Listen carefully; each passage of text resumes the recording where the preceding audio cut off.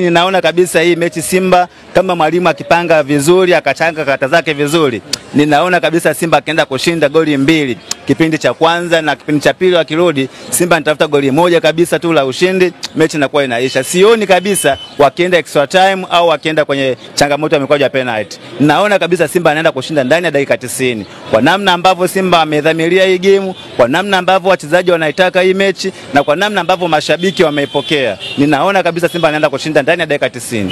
Kwa maana namna ulivyoitazama Simba ilivyocheza kule Morocco, walicheza mpaka dakika 98 wakiwa hawana on target hata moja.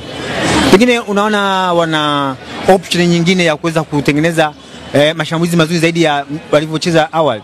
Bro, mpira ni mbinu, mpira sio on target, mpira sio off target, mpira ni mbinu. Hususan kwenye hizi hatua za mtoano hizi, kinachotakiwa pale ni mbinu. Mwalimu awe na mbinu namna gani timu ifike golini, itengeneze nafasi, ishinde. Unaweza kupiga on target hata 15, kama hujalenga goli, mpira hujavuka ule mstari wa katikati, sio goli. Kwa hiyo kinachotakiwa ni mpira uingie wavuni. Na Simba walicheza vile kule Morocco kwa sababu ya timu ambayo ilikuwa inaenda kucheza nayo.